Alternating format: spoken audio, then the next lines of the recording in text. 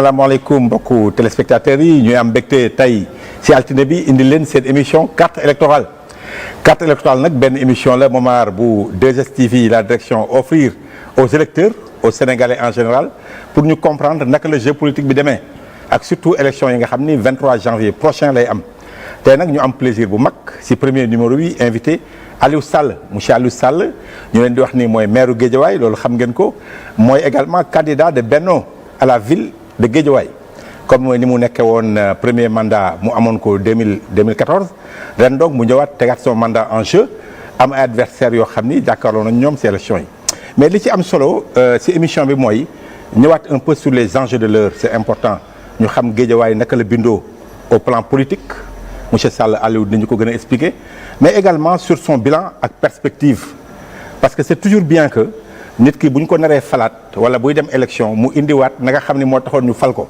lan la waxoon waa Guédiawaye est-ce que loolu mi ngi ci durant ces 5 ans yi nga xam ni ëpp na ko parce que 5 ans yi ñoom am nañu benn bonus de 2 ans boo xam ni retardu élection yi moo ko indi mais yooyu yëpp dañ ci ñëw mais également l'actualité politique xam ngeen Aliou ci li mu nekk également il est au cœur de l'actualité politique mu am solo Guédiawaye nekk également un lieu de convoitise adversaires yi bëri fa gis ngeen barki démb sax ku mel ni Ousmane Sonko jaar na fa yooyu yëpp nañ ci ñëwaat mais avant tout dañuy nuyoo ak sama natango bi nga xam ni moom laa seqal émission muy Momar maa ngi lay nuyu. Babacar maa ngi lay fay di nuyu ñi seetaan di nuyu sa invité. Aliou Sall maire de Guédiawaye di nuyu aussi mbooloo mi mu àndal sànq en off maa ngi koy tooñ naan ko da nga ànd ak waa Guédiawaye yëpp mu ni ma waa Guédiawaye ñoo ma ëmb indi ma. da nga ma ne dama boot waa Guédiawaye indi ma ne la waa Guédiawaye ñoo ma ëmb indi. voilà moom indi na si ku dégg wolof fa waaw ku dégg wolof boot d'ailleurs sax boo xoolee toogaay bi noonu la demee. waaw ñoo ma ëmb indi ma. ba pare uuf la loolu am na solo. comme seen mbër la nag ñu ëmb ko indi ko donc lu jaadu la. d'accord di rafetlu rek jotaayam fii. di wax ni dans la semaine. ginnaaw moom am na yeneen candidat bien sûr à la mairie yoo xam ni aussi dinañ fi ñëw teew dans la même formule nag waaw même formule ñu koy defee carte électorale waaye li ñu ci bëgg a am daal émission tay bi moom tàmbalin bi daal xam naa ne ala daw men waaw jërëjëf man de boo ko waxee rek sama xel day dal président ñu ngi lay nuyu merci beaucoup Babacar merci Diong vraiment di kontaan lool wuyu seen invitation di kontaan tamit ubbi série émission bi ci période boo xamante ni wax dëgg yàlla di ngeen may candidats yi ñu mun a wax ak askan wi au-delà de la campagne électorale bi nga xam ñu ngi koy def ku ci nekk ci terrain bi. donc je vous remercie pour cette marque d'attention. merci xam nga li ci am solo mooy en dehors des meetings yi ngeen xam ne da ngeen koy def waa Guédiawaye di ko fekkee peut-être leen dégg mais Sénégalais yi bëgg nañu xam également li xew ci gox yi. moo tax émission bi am solo. président Aliou Sall également yaay président AMS association des maires du Sénégal. loolu bu ñu ko fàtte moo tax xam naa président lañ lay woowee ci émission bi. maire nag moo ma gënal. monsieur le maire. waaw monsieur le maire. kon jeex na moo ma gënal. alors monsieur le maire fii ba le 23 juin. vraiment maa ngi continuer dund fonction maire. am naa yaakaar tamit continuer ko dund au-delà du 23 bu ko waa Guédiawaye bëggee. waaye daal titre bu ma munti am. titre maire de Guédiawaye moo ma ko gënal. c'est vrai que titre bu am solo la parce que élu nga maanaam élection moo lay fal bokkul ak yoo xam ne nomination lay dem donc lu am solo la loolu Mbaye Jacques Diop doon na ko wax. daal ne lu ma mën a am. ci cër élu ci cër. ci élu moom gën a élu moom quoi rawatina nag élection yi ñu jëm. xam naa ne sax foofu la ñuy tàmbalee. parce que ba nga ñëwee en 2014. say adversaire dañ ne rek da nga jël air Makini cëpp wàcc Guédiawaye. muy benn bu ñu la defoon. ñaareel bi ñu ni maire par consensus nga woon. c'est-à-dire lu ñu waxtaanee ci biir Benno waaye moo tax nga nekk am naa sax benn opposant bu ma dégg mu ni maire par accident nga woon. ñetteel bi ñu bëri dañ jàpp ne li nga nekkoon rakku président de la République xëy na moo yombal sa yoon ba nga jël maire bi. donc mu mel ni loolu yëpp bu dajaloo ñu jëm ci élection yu mel nii nga xam ne c'est au suffrage universel direct dafa mel ni bii élection mooy pour am sa légitimité politique. mante ci noonu laa ko jàngatee est-ce que yow ànd nga ak man ci jàngat boobu ak gis-gis boobu. xam naa du ma attardé wu ci 2014 li xewoon. scrutin bi amoon Guédiawaye moo amoon fépp. maanaam conseil yi lañ doon fal conseil yi fal maire. conseil nag une fois ñu fal leen ku nekk da nga am sa liberté jàppale ki nga xam moo nekkoon tête de liste wala def neneen. loolu nag bu xasee ba am ku nekk li ngay interpréter. ñenn ñi dañuy jàpp ne xëy na parparloo da ci am ñeneen ñi jàppee neneen moo tax d'ailleurs man bokk naa ci ñi défendre idée élection directe. du maire nga xam ne tête de liste bi. population yi dinañ ko identifier comme ki nga xam ne moom la ñu bëgg a voter wala moom la ñu bañ a voter nga xam buñ ko votelee ñu xam ne kii askan wi ñoo ko tànn comme seen maire. waaye avant dafa meloon ni vote par procuration. c'est vrai donc ku ci nekk mën na ci jaar critiquer la waaye li am solo mooy population Guédiawaye faloon nañ ma nekk naa ko ay at defe naa juróom-benn wala juróom-ñaari at. liggéey naa fa. léegi maa ngi leen di tàllal loxo ci scrutin boo xam ne nag directement la man ak population de Guédiawaye. c'est vrai que souvent au niveau du conseil municipal wala départemental da doon am ay combine yoo xam ni peut-être ki nga xam ne sax moom la population yi bëggoon a fal du bokk ak ki nga xam ni moom la ñu élire. moo tax élection bi au suffrage direct dafa am solo. mais dañuy bëgg a ñëwaat un peu sa parcours parce que solo émission bi mooy les électeurs yi ak téléspectateurs yi gën a bëgg mooy ñu xam kan mooy Aliou Sall. en dehors xam nañu en commun que ni journaliste nga. génn CESTI fi ñuy former journalistes yi taskatu xibaar yi mais dañuy bëgg a xam en dehors de ça est-ce que mën nga ñëwaat ci sa parcours professionnel ak universitaire. waaw loolu moom dama ciy ñëw souvent. oui waaye xam nga nit ñi tam li leen intéressé rek moo leen di. la ñuy jël dëgg la. mais yow daje nañ université. dëgg la après ñun ñaar ñëpp ñu intéressé wu ci journalisme. dëgg la yàlla def ma dem CESTI def formation 3 ans nekk journaliste am fa donc diplôme supérieur de journalisme. ba ma paree tamit liggéey naa tuuti ci presse bi Momar Diong bi Nouvel Horizon nañu xamante. nekk fa ay pigistes. tout à fait ba nekk fa ay journalistes plein. tout à fait mu def fa carrière bu baax. gannaaw gi laa dem jàngiwaat. jàng naa notamment fi ñuy wooyee école nationale des travailleurs sociaux spécialisés def benn diplôme ci planification de l'éducation. bi ma fa jógee dellusiwaat naa CESTI bi ñu créé maîtrise yàlla def bokk naa maa njëkk a présenté mémoire maîtrise ci CESTI ci communication. yàlla def tamit ma delluwaat jàngiwaat France def fa benn DSS en gestion de projet de développement delluwaat encore France. à l'ENA def benn master d'administration publique ñëwaat fii Sénégal jàng fi def fi beneen DSS en finance et gestion publique ak yeneen ay stage ay séminaire ak yooyu waaye man dama dul faral di mettre en avant ay njàng ak diplôme parce que potentiel la rek ak ut xam-xam mais li am solo mooy li ngay liggéey ak li ngay jëflante ak askan bi ak li ngay jëriñ sa réew man su may présenté wu li ma ëppal importance mooy suma parcours plutôt associatif. ah oui ak suma parcours syndical ak suma parcours politique. ak suma parcours en tant que agent de l'État et aujourd'hui en tant qu'élu man loolu moo ma ëppal importance. non d'ailleurs foofu c'est important parce que ñu bëri comme ni ko Momar laajee léegi dañuy yaakaar ni rek en 2014 wala sax en 2012. avec Air Macky ci nga commencé dugg ci langue politique. peut-être sax ñi la xam avant xam nañ ni am nga un parcours politique assez fourni.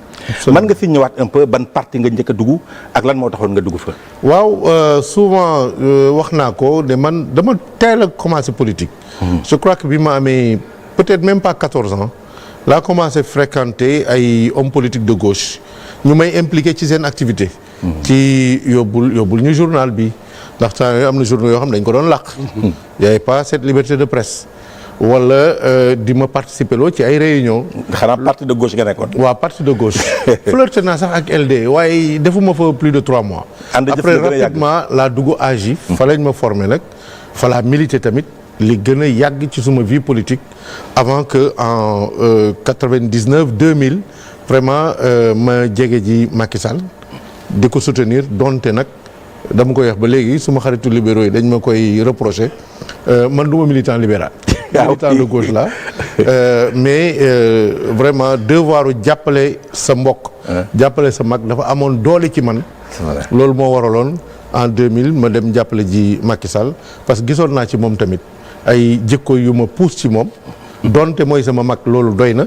waaye ci wàllu ay jikkoom. ak tamit potentiel bu mu amoon ci biir PDS en tant que ku doon jiite cadre yi loolu yëpp tax na ma dugg PDS mais man sama carrière li ma ci gën a neex waaw du wàllu politique ah bon mooy li ma jaar ci mouvement associatif ci ay ASC jaar ci syndicalisme scolaire nekk plusieurs fois président foyer suma lycée Coumba Ndoffène à l'université ma nekk président amical CESTI en tant que journaliste yow xam nga ko ma def syndicalisme dem ba bokk bureau national du SYNPICS chargé de l'organisation au plan politique ma dem ba nekk membre du bureau permanent de And Jëf man loolu lay dund loolu ngay dund mais am na anecdote yoo xam ne souvent dañ koy nettali sa passage à And Jëf sacrifié wu nga bàyyi sa liggéey dugg si And Jëf ñu lay liggéeyloo loo xam ne daanaka amoo ci dara mu jaral la ko à cause de ton de votre militantisme politique. waaw loolu c'est normal boo ko seetee sax man suma sacrifice sax tollul woon noonu soo ko comparé ak ñi nga xamante ni ñoo ma jiitu woon ci wàllu génération ak sax nekk sumay morom mais def ci li nga xamante ni lu jéggi dayoo la ci wàllu sacrifice personnel man suma sacrifice yaatuwul woon noonu parce que bi ma demee ba génn école de journalisme dama choisir dem liggéeyal parti bi nekk nag ci conditions yu difficile mais suma choix personnel la woon parce que boobu suma ngëm-ngëm moo nekkoon parti bi waroon nañu am ay cadre ci yenn domaines yi notamment domaine communication waaye tamit waroon nañu am ay cadre politique te jaraloon na ma sacrifier benn at wala ñaari at ci sama carrière liggéeyal ko parti bi te gëmoon naa ne loolu liggéeyal askan wi la loolu am na solo moment boobu donc après And Jëf finalement milité woo si beneen parti ba nga xam ni en 2000 vraiment gis nga ni da nga war a jàppale le président Macky Sall léegi waaw de façon formelle sax bi mu engagé wu politique à Fatick dem naa ba foofu def déclaration ne léegi ñëw naa rejoindre PDS pour soutenir le président Macky Sall waaye ba ma ko defee ba keroog ñuy créer APR mosuma am benn fonction wala benn titre ci parti démocratique sénégalais mosuma ko réclamer tamit parce que wax dëgg yàlla dund ma ko woon en tant que militant boo xamante ni da doon laaj ay responsabilités wala da doon réclamer ay ambition ci biir parti démocratique sénégalais donc su ma bokk ci biir PDS dafa nekkoon rek bokk boo xamante ni jàppale président jàppale Macky Sall la woon et à l'époque il était président des cadres ensuite il a occupé différents postes ministériels. Est-ce que APR ba léegi nga nekk fa conviction la par rapport aux idéaux mais Babacar yow tamit yow xamante nañu xam nga man mbir su ma ci amul conviction du ma ci bokk su ma nekkee APR c'est parce que dama ko gëm en réalité moi je suis membre fondateur de l'APR ça c'est vrai quoique maa ngi woon bitim réew bi ñuy créer APR waaye xam nga boo demee ba ñuy waxtaan texte parti bi ñu boole la ci boo demee ba acte yi ñu njëkk a posé ci parti bi nga bokk ci donte yaa ngi à distance di def militantisme yaa ngi ci parti bi waaye nag pour des modalités politiques bi ma jógee Chine ñëw en octobre 2011 fekk naa parti bi quand même fii ci Sénégal ku nekk téye la nga war a téye ci wàllu responsabilité am foo nekk et cetera pour plus d'efficacité j'ai choisi avec des amis dont Mame Ibra Ba qui est ici présent de mettre en place benn mouvement tuddee ko Air Macky action initiative républicaine pour jàppale le candidat Macky Sall donc modalité boobu laa utiliser waaye ça ne signifiait pas que man dama bokkul APR non au contraire c'était une modalité politique ci koo xam ne mu ngi woon bitim réew depuis plusieurs années ñëw war a agir politiquement donc mënu ma woon ñëw rek bousculer ay nit jël seen place ne man maay lii donc pour plus d'efficacité on a agi selon cette modalité là. Léegi pourquoi le choix de Guédiawaye bi nga ne cëpp nga ne Guédiawaye lay dem milité wu foofu lay def sama fief mooy sama base au fond il faut pas que man ci sama bopp may trouver ay justification yu amul en réalité il y avait deux choses d'abord mbiru yàlla la rek xam nga mosuma xalaat wax dëgg yàlla auparavant dem militer Guédiawaye ba di fa ut poste maire donte am naa vécu ci Guédiawaye en tant que étudiant avant sax may nekk étudiant bi ma nekkee au collège au lycée doon naa ñëw plusieurs fois vacances ci samay nijaay à Guédiawaye donc am naa fa vécu en tant qu'étudiant rarement laa doon toog week-end te passé wu ma ko Guédiawaye non pas au sein de ma famille mais avec mes camarades qui habitent Guédiawaye qui habitent Hamo 6 Sofraco et cetera tamit mouvement de gauche yi dugal ma ci ma imbriqué wu ak ay associations yoo xam c'était en banlieue ma amoon rôle bu ma fa doon jouer mais loolu yëpp justifié ko li ko justifié mooy bi ñu ñëwee en 2012 élections yi ñu gagné ko ma dellu ci Sénégal nekk biir APR il fallait que ma am benn ancrage politique quelque part je pouvais aller à Fatick mais très franchement ça me semblait être trop téléphoné. maanaam dafa xawoon a yomb lool. tey bëggoon a yomb. waaw man nag bëgguma lu yomb. da ngay chercher lu gën a compliqué da ngay chercher. déedéet damay seet loo xamante ni wax dëgg yàlla su ma ci duggee def ko dinaa am mérite waaye pas loo xam ne comme li ñuy wax rek. sur le plat lañ la ko tegal. donte Fatick su ma fa demoon am na ay kàngam yu bëri yu fa nekk mais ci gis-gis doon na facile ñu critiquer ma. ne dama dem rek Fatick même si. en réalité évolution politique Fatick. am naa ci rôle bu ma ci joué bu am solo. acteurs yi fa nekk yàgg fa xam nañ li may wax. mais bi ñu defee analyse ak ñi ma àndal. parce que politique aussi boo koy def. da ngay déglu ñi nga àndal ngeen waxtaan. c'est important. ñu xam ne rôle principal bi ñu mënoon a joué apport bi ñu gënoon a mën a indi APR ak président de la République c'était en banlieue. et en banlieue j'avais pas beaucoup de choix j'avais Pikine et j'avais Guédiawaye. et lu tax Guédiawaye en ce moment quand même si l'APR est arrivé en tête aux élections. waaw en 2012. en 2012. 2013. Ouais. mais saa waay coalition bi ku mel ni Malick Gakou moo ko yoroon. nekk patron coalition bi. bokkul APR. donc il y avait un enjeu politique pour quand même sécuriser notre parti et sécuriser la majorité yi nga xam ne militants yi APR Guédiawaye ñoo ko liggéey depuis Dekkal Ngor. ñefe ko gagné élection 2009 déjà ñu présent ci collectivité yi 2012 ñu ñëw làbbali waaye on n'avait pas de sécurité parce que loolu ñu liggéeyoon yépp Malick Gakou da ko ëmboon def ko ci gafakaam mel ni nag moom moo ko liggéey. da ngeen a commencé woon sentir ay chantage de la part de Malick Gakou. du ma wax ñeneen ñi mais man en tant que militant quand même xam naa ne. waaw ku kàngam bu yem ni Malick Gakou. mënuñ ko bàyyee sunu majorité boo xam ñun ñoo ko liggéey. il fallait donc que ñu ñëw taxaw incarner leadership à Guédiawaye avec l'accord et l'adhésion d'abord des militants de l'APR et c'était pas chose facile parce que nga tëb ñëw APR bul fàtte ay xeexkat ñoo fa nekk donc bi ma tëbee ñëw am na ñenn ñu bëri ñu ne non lii du mën a nekk c'est pas parce que waa ji rakku président la lay ñëw imposer looloo nekkoon débat bi en 2014 waaw déjà 2013 oui c'était un débat interne il fallait déjà wax dëgg yàlla avec le soutien ay kàngam yu mel ni doyen Djibi Ndiaye le député Mika Ba c'est vrai ñu conscientiser nit ñi sur suma démarche xamalante ma ak yenn responsables yi ma dugalante ak ñoom ma ànd nag ak ay jeunes yu am valeur yoo xam ne ba tey jii maa ngi ànd ak ñoom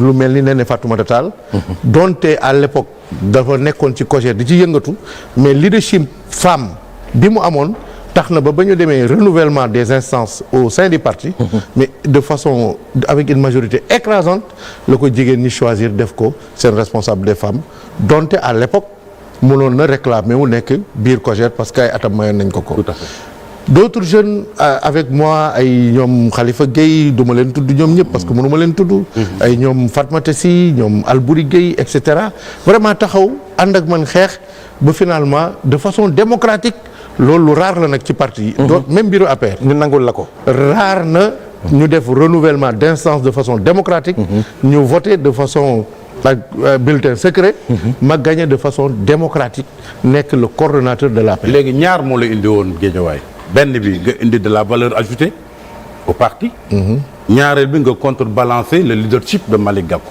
oui 7 ans ou 8 ans ou 9 ans après est-ce que mission boobu c'est réussi maa ngi sant yàlla maa ngi koy fàttali démb rek maa ngi bi may rencontrer des leaders de Benno di leen remercier ci seen ouverture parce que mënoon naa ñëw même l'APR accepté ma mais waa Benno bañ ma accepté parce que bon c'est pas évident mais ñoom ñëpp bi ñu lire contexte bi xam ne quand même ce qui était plus rationnel plus logique moo doon le parti dominant que quand même son leader incarnait aussi le leadership au sein de Benno donc ils n'ont pas posé de difficulté donc ñooñu c'est des gens à remercier parmi eux tey jii maa ngi suma wet ay kàngam yoo xam ne wax dëgg yàlla titre la ci man ma ànd ak ñoom bokk ak ñoom liste ku ci mel ni Cheikh Sarr nga xam ne tey jii coalition bi bu dundee l'ancien maire de Guédiawaye nga xam ne moom moo bàyyi fa tey ma ñëw toog si mu ñëw di ñu jàppale de façon sincère de façon honnête et de façon efficace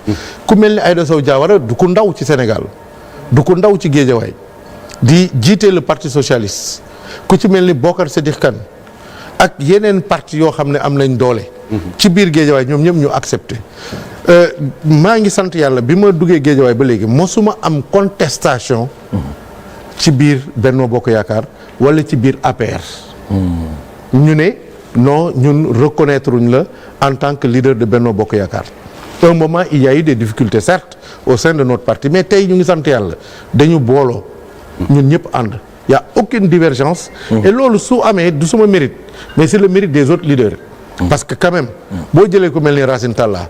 du ko ndaw mun na réclamer yenn leadership yi. c'est vrai. boo jëlee Lat Diop du ko ndaw ku demoon ba am partem am lu muy représenté ci Sénégal waxuma la ci Guédiawaye ñoom ñëpp contesté wuñ la c'est pas parce que yow da nga am mérite particulier mais parce que ils ont l'intelligence que boole suñu doole yi moo ëpp njëriñ que ñuy diviser suñu moo tax Guédiawaye am vraiment force électorale bi mu am mais léegi le débat wax nga ko léegi en 2013-2014 débat bi sur la légitimité d'Aliou Sall mais lan moo tax débat boobu kenn déggatu ko yow da nga prouver si sa mandat bi nga nekk maire wala comment naka nga mën a def pour convaincre waa Guédiawaye ñi ànd ak yow que vraiment légitimité am nga ko pour nekk à Guédiawaye de responsable de la paire.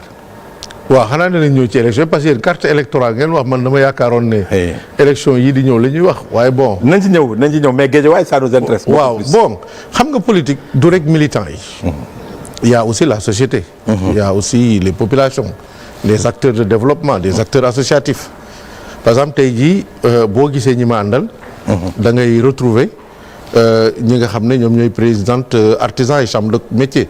ku ci mel ni Ndeye Astou Mbaye retrouver ñi jigéen ñi jiite coiffeuse yi ci mel ni Ndeye Diop Gueye retrouver sunu yaay maire Absa Fall nga xam mooy jiite tout ce qui est couverture maladie universelle retrouver ñoom Mama Sow nga xam mooy jiite tous les couturiers et tailleurs. c'est-à-dire que sunu mérite du rek jéem a dugg ci instance politique yi mais mooy jaxasoo ak ñi nga xam ñoom ñoo yor askan wi ñoom ñoo ŋànk Guédiawaye ci wàllu liggéey ak ci wàllu représentativité jaxasoog ñoom non pas convaincre leen mais ànd ak ñoom ci li ñuy liggéey ba ñu wóolu la c'est ça le plus important parce que tey jii mun nga nekk sa parti ñu jox la leadership sa coalition jox la leadership mais ñi yor réellement Guédiawaye ce ne sont pas forcément les politiques donte politique yi bokk nañ ci waaye sëriñ si munoo dem te doo ànd ak sëriñ c'est vrai surtout ci dëkk boo xamante ni dëkku diine la mënuloo dem te ànduloo société civile bi c'est vrai waaw ça veut pas dire nag da ngay am unanimité parce que loolu moom kenn mënu ko am wut ko sax bokkul ci yeewu waaye nag il faut savoir aussi mobiliser les ressources sociales pour ne pas dire les ressources sociétales pour avec intelligence essayer de faire quelque chose de concret saa waay wax na la boppam moom nee na mouvement associatif moom la mës a gëm moom bi mu ñëwee lëkkaloog aussi association yi bokk na ci bilan bi mu def ci premier mandat bi une maison des associations moom moo nee na bokk waaw léegi association yëpp boo lëkkaloog ñoom di dëgmal ci élection yi parce que da nga bëggoon ñu dugg ci mbirum élection yi élection yi naka nga ko gisee am nga ci yaakaar que ni wax dëgg yàlla dina yomb ci yow wala waa Guédiawaye dañ la renouveler seen confiance wala daal les forces en présence et puis ak ban état d'esprit à quelques jours nga dëgmal élection yi waaw xam nga man nag du ma wax rek bon man suma candidature parce que coalition lay jiite dañu am candidat ci 5 communes yi am candidat ville donc waxuma rek candidat Aliou Sall am naa conscience sur le fait majoritaire de Benno Bokk Yaakaar dans les 5 communes qui composent la ville de Guédiawaye c'est-à-dire que tey gëm naa te su ma ko waxee dama ko teg ci ay firnde parce que élection yi am depuis 2012 ba tey Benno Bokk Yaakaar moo koy gagné dans toutes les communes de Guédiawaye 2014 la ñu ñàkk de 20 voix la commune de Ndiarème Limamoulaye mais compte tenu du fait que nous étions majoritaires parce que nous étions partis divisés immédiatement après même ñi nekkoon maire ndem si yàlla sunu nijaay Baydi Sey qui a fait un travail extraordinaire à Ndiarème Limamoulaye rapidement il nous a rejoint ce qui a fait que dañu retrouver toutes les 5 communes dans notre escarcelle même si plus tard démission Malick Gakou ci AFP dem opposition ça a entraîné commune bi nga xam dañ ko séddoon plus par générosité que par mérite parce que laay moom nekkul woon sax deuxième maanaam parti bi mu bokkoon ci élection ya weesu woon 3e la jëloon. mais dañu xalaatoon ne bu ñu nekkee coalition.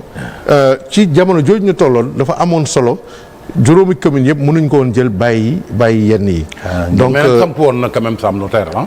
waaw samp woon na Sam Notaire wax nga ko sànq sax moom ci wàllu boppam bëgg a contrebalancer leadership am moo tax nga taamu Guédiawaye. non samp woon na Sam Notaire mais xam nga il faut ñu def différence entre le symbolique Malick Gakou c'est un grand leader am na benn moment mënoo wax Guédiawaye te waxuloo Malick Gakou. loolu c'est un fait am na tam lu mu fa jot a def ci wàllu sport ak yu bëri donc loolu kenn du ko weddi mais au-delà de cette renommée du point de vue politique. Malick Gakou mosul gagné élection Guédiawaye moo tax may wax. est-ce que dem na élection Guédiawaye. non est-ce que mos na dem élection Guédiawaye dem na élection régionale. effectivement dans le cadre d'une grande parce que le président du conseil dans le cadre d'une grande coalition. d'ailleurs tax na waa Guédiawaye yu bëri mere ko parce que moment boobu quand même nit ñi joxoon nañ ko bopp. en 2009 mais li tax ñu gën koo mere. amoon na possibilité. nekk maire Guédiawaye waaye il avait choisi. mais li tax ñu mere ko mooy. dem ICU au ci conseil régional. non li tax aussi. ñu mere ko non là waaw. li mu nekkul candidat 2014 bàyyi la yow nga dem nekk candidat. non moom moo xam li tax nekkul candidat waaye bàyyeewu ma ko. ah bàyyiwu la. la preuve. bi ñu defee élection 2014 wax naa la conseil yi la ñu fal. c'est vrai bi ñu demee ba jour bi ñu war a fal maire. Malick Gakou dafa am candidat am bu ñu tuddee Bamba Kane ba mu ngemb woo waa partem ñi nekkoon conseil ne leen kii ngeen di voté. c'est ça les faits historiques. en 2014. en 2014 maag moom ñoo bokk coalition. jàkkaarloog Cheikh Sarr bi. moom il était resté honnête et intègre. ci ligne bi mu nekkoon. Malick Gakou ñu ànd ci coalition. waaye ba ñu demee ba ci cëppaandaw ga war a fal maire. dafa rocc ci kenn ci gaay mi ne ko jàkkaarloo ak Aliou Sall. donc moom faluma bàyyiwu ma tam poste bi loolu mooy les faits historiques. ren également mais nañ ci ñëw en dernier lieu peut-être ren aussi dafa am koo xam ni daf ko jiital pour mu jàkkaarloo yow muy Ahmed Aïdara parce que nee na moom mooy candidat mais dafa am rek lu ma la bëgg a laaj balaa may ñëw ci question say adversaire en l'occurrence Ahmed Aïdara xam nga ren investir ngeen ci 5 communes mais am ngeen quand même ñaar ñoo xamee ni peut-être investir waat leen par des circonstances kenn ki di Bédi Seye le maire xam ni nekkatu fi gën na àdduna ak également Aïda Sow Diawara. xam ni da ngeen a jël Lat Diop investir ko à sa place. loolu yéen avantage la léegi wala yaakaar nga ni remplacer ngeen gab boobu maintenant. xam nga li am solo mooy construire des consensus. et mobiliser les alliés. du ma dellusiwaat ci circonstance. élection boo ci yegsee ku nekk dafa am ambition. dëgg la Aïda Sow def na ñaari mandat amoon na légitimité. ñëw laajaat mairie bi. Lat Diop dem na élection 2014 boobu ba léegi mu ngi liggéey ci parti bi di yokk biir Guédiawaye ak ci biti. Néné Fatoumata Tall moom tamit elle était candidate. à Golf pour nekk maire Golf. te en tant qu'ancienne leader de la COJER militante historique pour ne pas dire fondatrice. membre fondateur du parti. responsable départemental des femmes amoon na moom aussi légitimité pour nekk maire Golf donc compétition boobu moo amoon donte sax même suñu biir coalition amoon na yeneen candidat yu fësul woon dëgg la waaye compétition boobu bu amee de façon saine de façon déterminée li am solo mooy à l'arrivée ku ci nekk ci ay l'intelligence de considérer que intérêt parti bi jàppale président de la République moo ëpp solo ngay xëccu ba mbir mi yàqu. parce que bu yàqoo suñu loxo après du amal kenn njëriñ.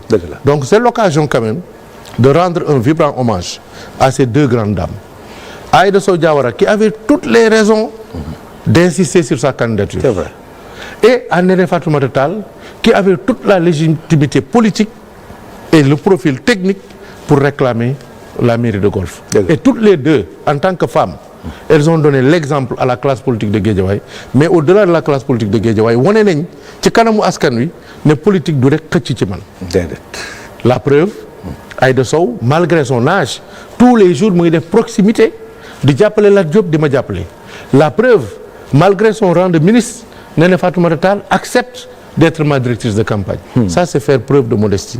C'est faire preuve de mettre en avant les intérêts généraux du parti, les intérêts d'abord du Sénégal et les intérêts de Guédiawaye. léegi Ahmed Aïdara li tax ñu siy wax mooy. Babacar wa Babacar dama lay ñaan ngir yàlla. ak moo bañ ko fay tudd. non du question bañ a tudd vraiment moi je préfère. parler de mes propositions. waaw wax ak askan wi. su may wax ci ay nit sax dina nekk dans le passé. nga xam analyse lay doon. mais pas ci action bii ñu nekk nii. may tudd ay nit di leen sauf nag koo xam dafa ma tudd attaqué ma. kooku moom danaa répondre non mais ñoom attaqué nañ la leader am de Yewwi peut-être Ousmane Sonko. attaqué na la ñëw nañu Guédiawaye am na lu ñu la accusé. bon non tudd ko Ousmane Sonko ñëw na Guédiawaye. nee na 2024 dafa may dugal ci kaso gi. yow Lat Diop. man ak Lat Diop parce que ñun ñaar yëpp ay sàcc lañu. d'abord mu ngi mel ni moom kaso gi maanaam. moom ci philosophie politique am bu nekkee président de la République mooy jël ku ko neex yóbbu ko ci kaso. loolu ça résume rek lan mooy état d'esprit am ak lan mooy ngëm-ngëmam ci wàllu démocratie. premièrement mais man wax ji naqariw ma. li ma naqari mooy ñi koy may occasion boobu. mënuma comprendre Malick Gakou nga xam malgré li may wax ni yëpp dama am estime ci moom. muy may occasion Ousmane Sonko muy ñëw ba biir Guédiawaye parce que au-delà de nos divergences am na lu ñu bokk Guédiawaye di proférer wax yu mel noonu di ko jëmale ci ñun. li ma jaaxal mooy ñu mel ni ay Khalifa Sall nga xam ak loo leen mënti reprocher quand même am na ay valeurs yu ñu gëm naka la ñu mun a àndee ak ku mel ni Ousmane Sonko man loolu ça m'inquiète ci classe politique boobu nit koo xam ne du wax dëgg. je parle de Ousmane Sonko. du def dëgg amul xam-xam. saa yu waxee ci wàllu politique wala wàllu économie bêtise lay wax bu ci mujj mooy bi mu wax Ziguinchor ne nañ créer monnaie Ziguinchor waxuma sax loolu li muy xàjjale population yi ci région boo xam dafa sensible mais bêtise économique la ngeen baal ma ci moom bi amul xam-xam du wax lu baax bi ma xamee Ousmane Sonko en tant qu'homme politique ba léegi mosuma ko dégg.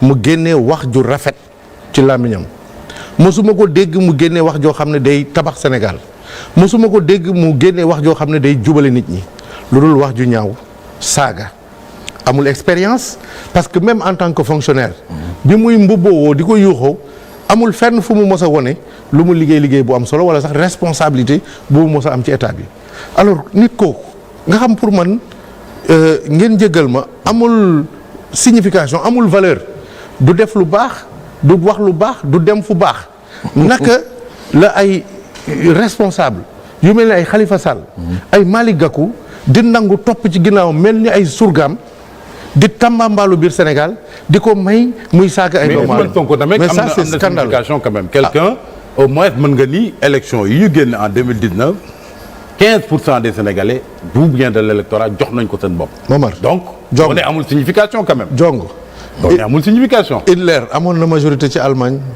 gis nañ fa mu yóbbu Allemagne te pour man kii ñuy wax Ousmane Sonko moo gën a bon Hitler. koo xam ne discours am yëpp dañuy rey nit dañuy tëj nit kaso day jël ay initiative yoo xam ne moom moo naan mortel combat ba pare incarné ko assumé ko def ko ci réew mi lu ëpp fukki xale ak juróom ci réew mi mu reylu leen ci ay bêtises pour man kooku il est plus dangereux que Hitler et quand même il est temps qu'on prenne ce gars-là au sérieux parce que pour man seytaane la seytaane nag dañ koy teel a arrêté il faut pas que nekk jéem a nekk à l'aise bon je vais pas attaquer parce que il est ceci il est cela parce que jël na ay xaleem nekk ci réseaux sociaux yi ku wax ñu saaga la ku wax ñu menacé la mel ni léegi nit ñi dañu ragal assumer li ñu doon wala lu ñu xam. Ousmane Sonko est un danger public. mais des propos et il faut le traiter comme un danger public. ce propos yi dafa dur par rapport ak Ousmane Sonko wala boog c'est à la mesure peut-être de attaque bi mu def contre votre personne. Voilà. mais c'est la moindre des choses Ousmane Sonko comment il peut venir à Guédiawaye me traiter de voleur. moom on l'accuse de violeur. ñëpp man bañ ma accuser ne dama sàcc. quand même j'ai eu la dignité et le courage dem répondre police répondre OFNAC répondre juge d'instruction ak nit ñi lu ñu ci mënti wax. dem naa répondre police def naa fa 7 heures de temps OFNAC jaar naa fa ñetti yoon bu ci nekk def naa fa lu ma juróom benn waxtu te ña ma doon interroger xaw ma leen xamaanu ma leen juge d'instruction dem naa fa mais moom bu amee jom bu dee li muy incarné dëgg la ci moom mais buñ ko signé ne dafa accusé ne dafa yàqataan xale muy Adji Sarr dafa war a am jom dem répondre ji weddi loolu waaye ni muy jëfee tout montre que lañ koy jiiñ mooma. mais est-ce que yaakaar léegi nag mënuñ la jiiñ yu bon yooyu yu ñaaw yooyu après ngay ñëw ci ay gor di leen naan ay sàcc la ñu. mais au-delà de. mais il le fait avec tout le monde. Ouais. Et c'est pas tolérable. Mais il faut l'arrêter. est-ce que nekkul APR ak la majorité réponse bi ñuy jox Ousmane Sonko moo ko yokk popularité au niveau de l'opinion. non li est-ce koy que vous avez yokk mooy trouvé la bonne formule politique liñ koy yokk mooy liñ koy bàyyi mu wax li ko neex te kenn du ko tontu. alors qu'il n'est rien du tout du njàngam du carrière am du yaram du lu mu jot a réaliser amul dara lu mu def ci réew mi lu ko mun a may muy saaga góor jigéen mag ndaw sëriñ ak ku nekkul sëriñ te li muy incarné yëpp wane na ci digg àdduna bi ko gëmu ko. saa yu waxee dara ñu weddi ko wax na ne député yi du ñu fay impôt ça c'est avéré faux. wax na ne Mamour Diallo dafa jël 94 milliards ça s'est révélé faux. moom ci boppam jàpp nañ ko en flagrant délit de manipulation ay entreprise yoo xam ne moo ko moomal boppam en tant que ancien inspecteur des impôts amu ci droit muy ut ay milliards di triandé ñu bàyyi ko. jàpp nañ ko ci ay salon de massage guddi nit ñi nekk ci couvre-feu muy dem bañ ko fay jiiñ loo xamante ni man yàlla xam na ne gëm naa ne moom moo ko def. waa léegi nit kuy def lu bon loolu yëpp. mën a am sañ-sañu taxaw ci Sénégal. doo bàyyi président doo bàyyi sëriñ si doo bàyyi xale yi doo bàyyi ñëpp ku wax même ci biir parti fan yi dégg naa mu leen di menacer ak saaga parce que nee nañ ñoom jàpp ñu intérêt parti bi donc. franchement man de bokk naa ci ñi nga xam ne. je ferai face à Ousmane Sonko. mais est-ce que finalement la réponse de la majorité la réponse de l'APR c'est pas de le faire perdre ou bien de lui faire perdre Ziguinchor maanaam une réponse politique boo xam ni ngeen xam ni moom li muy wax représenté wul dara Ziguinchor ba mu dem di xëccoo par exemple maire bi APR wala Benno fexe ba gagné ko foofu pour que loolu je crois que mooy réponse bi gën a leer doo leen mën a jox Ousmane Sonko. xam nga Ziguinchor Dakar Guédiawaye dëkk la rek. nit ñi fa nekk ñoom ñooy choisir ku leen neex. waaye nag choisir kenn du tax kooku bëgg a ñëw toog ci boppu nit ñi. il faut que ce soit clair. nit nekk na fi maire Dakar te taxul mu tekki fi dara au plan politique. il faut que ñu waxante dëgg. donc il faut qu'on soit sérieux et man ce qui me désole. mooy encore une fois de plus personnalité yooyu.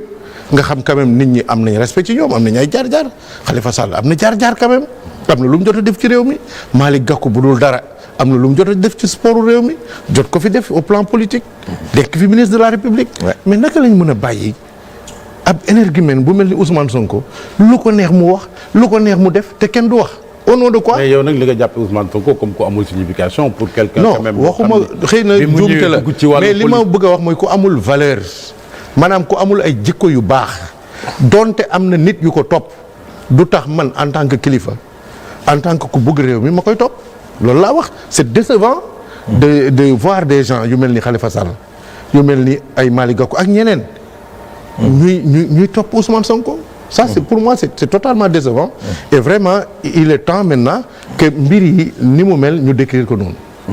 am na benn parenthèse rek bu ma bëgg a ñëw du reculer ah peut-être sax dañuy avancer ci loolu xam nga yow en 2000 monsieur le maire élection législative 2017 le président Macky Sall dafa bañoon nga dugg ci listu majorité Benno. ban différence moo am entre élection député nga nekk député wala nga nekk maire ba ren sans aucun problème ñëpp comprendre gis nga ne nga amul contestation ak Guédiawaye nga nekkat candidat maire yi. waaw xam nga politique ay contexte la rek. yaa ngi wax élection législative ban année la woon sax. 2017 oui 2017. Mais avant 2017 il y a eu 2014. J'étais le candidat à la mairie de Guédiawaye. C'est vrai. Il y a pas eu de problème. du dëgg. Oui. Après 2014 on a fait une élection de l'AMS c'est quand même politique. Il y a pas eu de souci. Législative il y a eu des soucis non pas parce que président bëggul woon ma nekk député. mais parce que à un certain moment. yenn gars yi ci opposition bi ak même au sein du parti. véhiculer nañu idée que xëy na man su ma demee assemblée am na sax ñu dem ba ne su ma demee assemblée damay nekk président assemblée. mais énormité boo xamante ni loolu yëpp pour yàq. xam nga nag su fekkee dafa am loo xam ne donte soo ko jotee liggéeyal ci askan wi.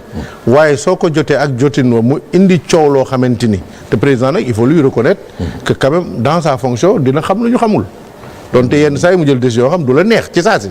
waaye après di nga xam ne lii mooy njëriñu parti bi te lii mooy njëriñu askan wi. est-ce que comprendre nga également parce que peut-être moom xam na lu ñu xamul wala loo xamul. comprendre nga depuis que nga jógee CDC amuloo benn poste boo xam ni de nomination boo xam ni président dugal na la fa wala yow yaa ko bëggee wax noonu. dëgg yàlla tey jii bu ma président woowoon tey. ne ma kaay ma nommé la. directeur général. wala ministre. dinaa ko ne wax dëgg yàlla c'est gentil mais. lu waral loolu. non parce que xam nga tamit bu dee mbir dafay jur ay coow te man soxlawuma dara loo xamante ni dafay yàqal régime bi. soxlawuma dara loo xam ne tamit dafay indi ay coow yoo xam c'est inutile alors que nekk ministre ak ñàkk nekk ministre bon am na intérêt comme ni may takkinee souvent ñoo su ma yenn rakk yi nekk ci gouvernement bi. ñoom ne nekk ñoom Karim. dama leen ne ministre dafa neex ba ni ñu koy bindee sax dafa rafet. c'est vrai. n'est-ce pas. ministre neex a wax. depuis di toog ak président de la république chaque semaine quand même macha allah waaye nag boo koy nekk c'est pour liggéeyal askan wi. mën a nekk ci sérénité waaye su fekkee bu ñu la nommé nga am ay noon nit ñi di la attaqué coow li ne kur te yow nga mën a defi leneen. loo xam dina jëriñ askan wi mais nga bàyyi loolu. mais est-ce que également say militant. mais bañ leen ba ngay jógee CDC quand même du loolu moo la fa jógee c'est-à-dire ay noon yu taxaw rek. mais y avait une affaire mooy affaire Petro-Tim. waaw ci dellu si. waaw affaire boobu moo am conséquence ba finalement nga ju fa jógee. waaw mais pour seetal sa bopp ci mbirum yoon. non entre nous. su ma nekkuloon DG DG caisse de dépôt. coowal Petro-Tim du toll foofu mu toll. c'est parce que il y avait des adversités voilà ay ñoo xam ne aussi seen intérêt moo nekkoon ma jóge foofu. moo yokk coow li la preuve ba ma fa jógee coow li wàññeeku na bu baax. donc wax dëgg yàlla bu dee man suñ ma nommé dara ci contexte bii. c'est pas un renoncement. man je suis un homme politique.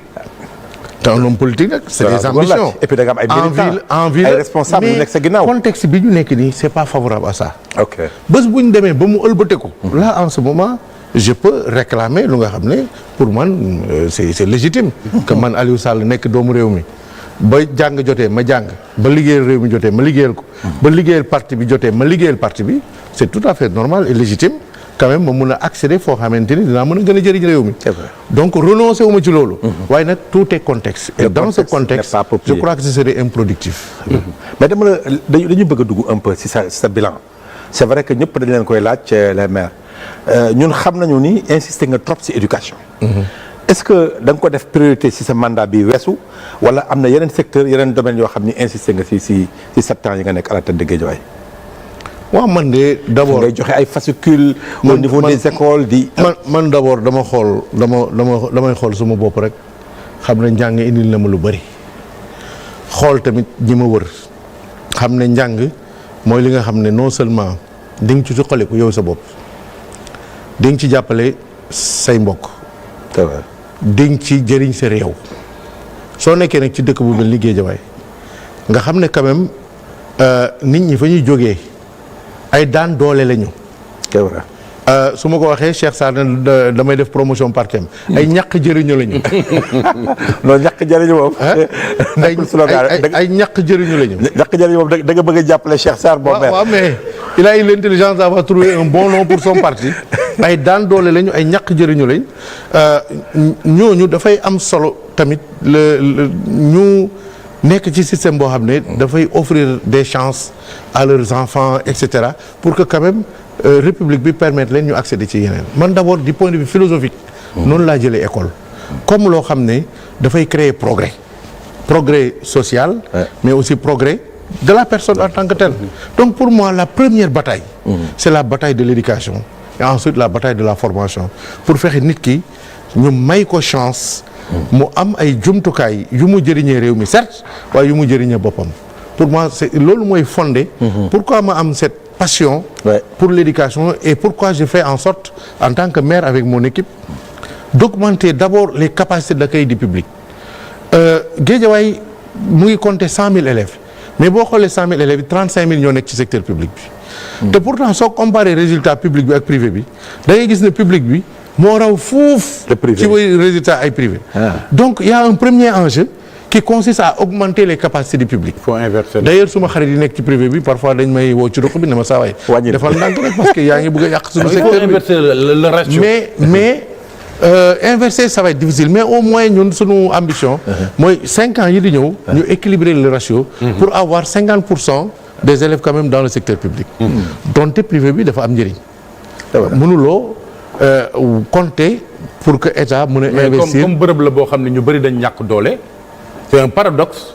que quand même li ëpp ci élèves yi nekk ci privé li ci gën a néew 35% nekk ci privé ci public. waaw c'est un paradoxe en même temps c'est l'évolution démographique qui fait que aujourd'hui il est extrêmement difficile même pour un État aussi ambitieux que l'État du Sénégal de suivre la courbe ascendante de la croissance démographique dans des zones comme la banlieue Guédiawaye, Pikine et Rufisque où la poussée démographique moo gën a am importance quand même que l'évolution des ressources investies dans l'éducation et aujourd'hui même bu état bi bëggoon dugal foofu ay milliards espace sax doo ko am tey jii su ma bëggoon tabax lycée bu bees Guédiawaye coow lu rëy lay doon donte am nañ ambition tabax collège bu bees ci commune de Wakhinane tabax collège ci commune de Médina Gounass lycée yi suñu ambition mooy augmenter encore les capacités parce que premier mandat jot nañ tabax 63 nouvelles salles de classe dans les différents collèges et lycées jot nañ tamit réhabiliter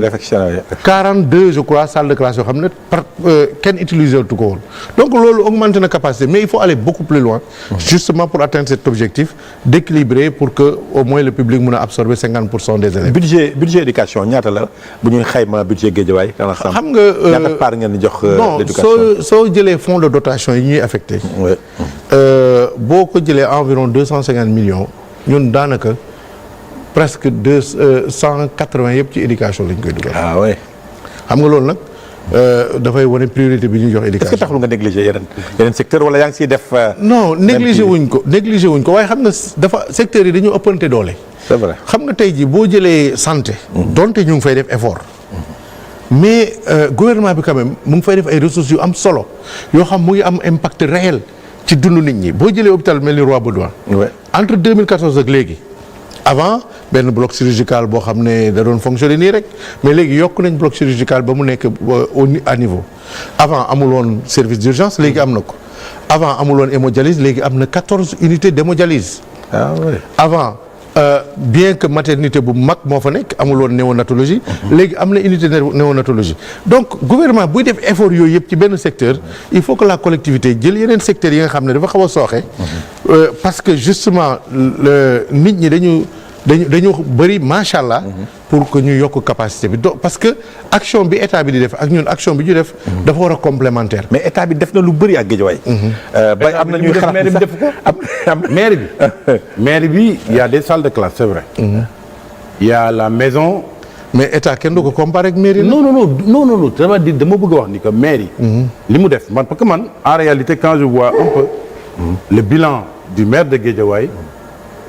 am na fu ñu ko doon gën a xaare moi je trouve que le budget quand même d'une ville qui a une ambition comme Guédiawaye budget bi tuuti na quand même 1 milliard 987 non ren sax muy 1 milliard 300 2 milliards 300 ren dañu wàcc sax ba 1 milliard 300 boo jëlee ñaareel bi itam coopération décentralisée xëy na ñu ngi la ci doon xaar parce que nag bu ñu fàtte ni yow toogaloon nga Sénégal ci bureau économique bu Chine ku mel noonu nag bu ñëwee yore maire yi xëy na ñi ngi xaar ci moom mu ful koppar gi ñu koy amee fulit coopération décentralisée mais loolu bu ñu ko dee xool c'est un peu le bémol peut-être du bilan waaw le débat commence à être intéressant nag parce que léegi il faut que ñu parler nag économie locale parler aussi des ressources des collectivités territoriales parler aussi des rapports tout à fait entre l'État et les collectivités territoriales d'abord li ñu war a régler mooy warul am frontière entre collectivité bi ak État bi parce que ressources yi maanaam du ressource état du ressource collectivité ressource publique la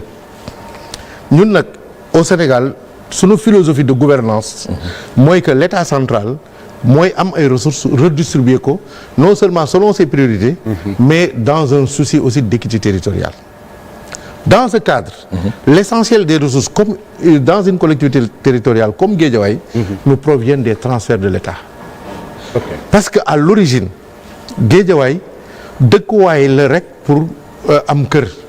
C'était un quartier boo xam ne au milieu des années 60 et fin des années 60 gouvernement du Sénégal de l'époque dafa décidé woon désencombrer le centre-ville de Dakar. yóbbu nit ñi de force dans le ville dortoir. voilà def ko ville dortoir boo xam ne nelawukaay rek lañ ko defoon. aujourd'hui on est une ville de 400 000 habitants donte ñu ngi coincé suñu bopp ci 14 kilomètres carrés ce qui fait de Guédiawaye le département le plus densément peuplé. parce que tu as plus de 27 000 28 000 habitants au kilomètre carré. déclasser la bande des filao dinañ ci ñëw ci kanam. entre autres mais dama bëgg ko suivre suma fil conducteur. donc boo nekkee ci contexte boo xam ne ville bi amul ressource parce que ressource donc c'est pas de la magie. L'essentiel des ressources yi ngay jot mu ngi jógee ci état donc ce premier partenaire si tu es un manager intelligent c'est de développer d'abord le partenariat avec l'État de convaincre l'État parce que préoccupation bi benn la état bi li leen amal njëriñ mooy askan wi ñu jàppale leen ci seen santé jàppale leen ci seen transport jàppale leen ci seen njàng donc yow bu fekkee ne yow amuloo ressource il faut avoir la vision d'abord à travers un plaidoyer intelligent une planification réaliste de dialoguer avec l'État. Quand je dis l'État, avec les services de l'État, avec les différents ministères techniques, wan leen la pertinence d'investir dans tel ou tel autre secteur. Mais rarement, sauf dans les domaines de la sécurité, peut-être un peu de la santé, l'État di jóg rek sans demande, sans pression, ne boo xaaral ma tabax fi école. D'habitude, c'est les populations.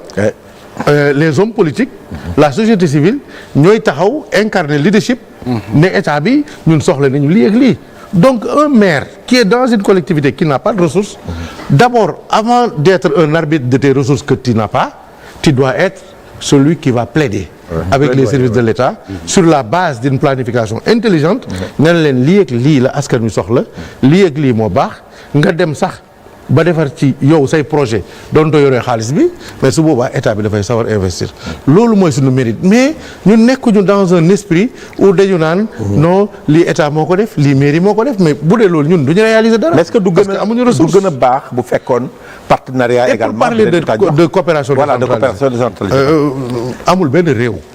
d'abord boo xam coopération moo ko développé benn waxatuma la nag collectivité territoriale coopération lu mu bëri mën nga am ñu tabaxal la benn salle de classe wala may la benn camion poubelle man gëwuma coopération décentralisée comme levier de développement très franchement donte gëm naa partenariat nag mu ngi commencer ci état moom mooy suñu premier partenaire mais partenariat mu ngi dem aussi ci privé bi mu ngi dem avec les ONG au niveau local mais ñooñu boo liggéey ak ñoom ma jox la exemple sànq maa ngi lay wax ne réhabilité nañ 42 salles de classe on l'a réhabilité pratiquement sans ressources de l'État et sans ressources de la mairie. Comment on fait? On mobilise des apprenants des écoles de formation en génie civil pendant 2 mois, pendant l'été. On mobilise des entreprises qui veulent investir dans la responsabilité sociétale d'entreprise. On mobilise des artisans volontaires de Guédiawaye. On mobilise des parents d'élèves. Ñu interner ces apprenants pendant 2 ans, jox leen ay établissement, ñu réhabiliter ko. C'est comme ça qu'on a fait pour récupérer, remettre dans le parc plus de 42 salles de classe.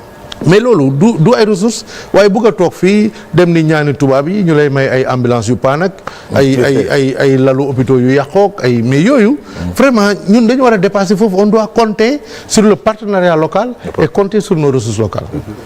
léegi bon ñu ngi wax éducation xaw nga dugg ci santé tuuti en dehors de ça culture bi moom gis naa monsieur le maire dégg naa jàmbat bi bëri. au niveau des acteurs culturels de Guédiawaye.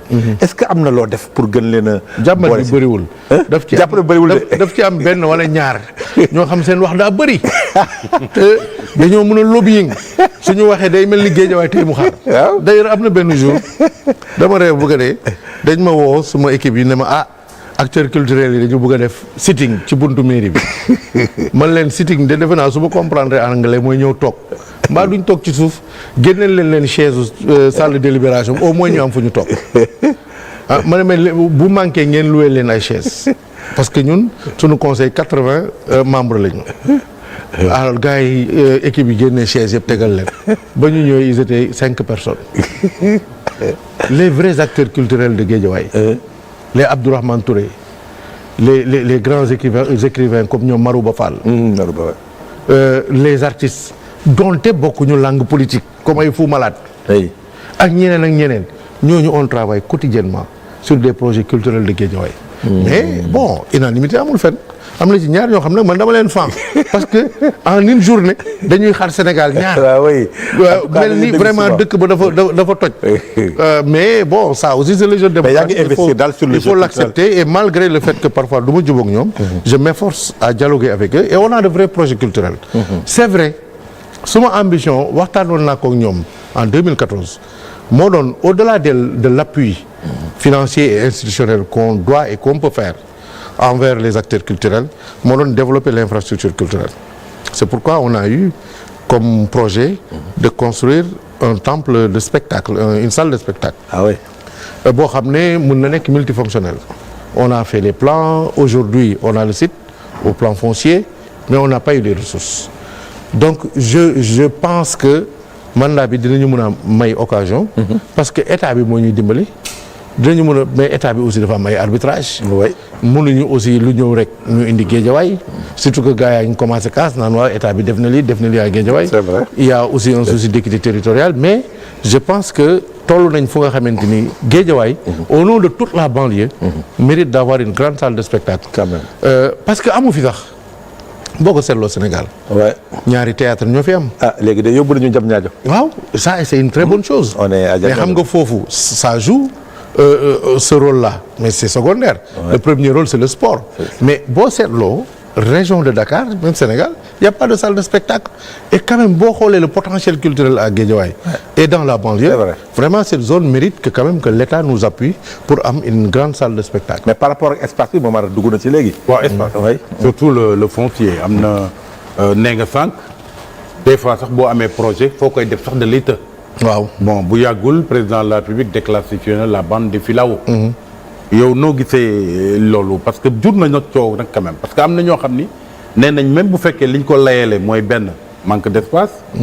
ñaareel bi aussi zone la boo xam ne daanaka dañ ko transformé woon en dépotoir d'ordures ñenn ñi def ko refuge de malfaiteurs di fa làqoog yu mel noonu. ñoo résumé nga lépp. même bu fekkee ne noonu la demee woon mais nit ñi l'impact environnemental. ana lan la mën a jur aussi ci ay loraange pour l'écosystème parce que nag bande filao yooyu moo doon tere géej gi di avancer. waaw loolu moom mënul am impact. loolu moom gars yi dañ koy wax rek waaye amul benn fait benn argument scientifique. bu ma nit expliquer wala étude buy wane loolu très franchement xam nga Sénégal nag dañoo bëri xam-xam luy jóg rek gars yi def nañ seen théorie ba teg la vérité c'est que filao yooyu taxu koo yàgg Guédiawaye. Il y a eu un certain moment suuf si moo doon suul toolu gars yi ay àllu Fodé fi gars yi doon béy maraîchage loolu moo taxoon avec la coopération internationale ñu ne nañu samp ay filao le long de la plage ba ay potu pour sauver le maraîchage mais c'était pas pour arrêter la mer. Donc quand même filao yi yàgg na fa waaye bon peut-être une cinquantaine d'années su ay 60 ans la fa def taxu koo yàgg ni ko nit ñi di xalaate bokkul ci environnement wu Guédiawaye. bokkul ci environnement Guédiawaye dañ ko fa samp loolu d'abord il faut que nit ñi xam ko benn.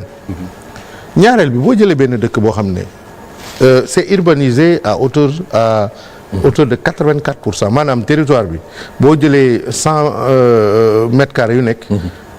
84 centimètres carrés yi daanaka dëkkuwaay la. li ci des li ëpp genn wàll gi c'est des zones non aedificantes maanaam fu nit mënul tabax.